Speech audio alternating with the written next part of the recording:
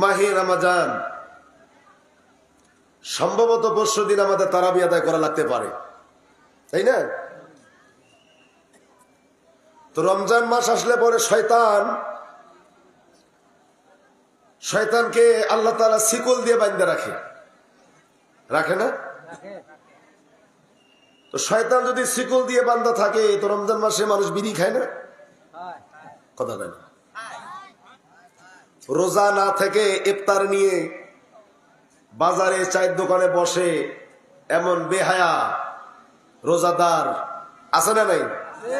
সারাদিন রোজা রাখে নাই, কিন্তু ইফতার নিয়ে বসছে। এগুলো বেহায়া পাওয়া যায় কি যায় না? তো শয়তান যদি শিকল দিয়ে বাঁধা থাকে, এরা কারা? শয়তান বলতেছে আমারে বাঁধা রেখে লাভ কি?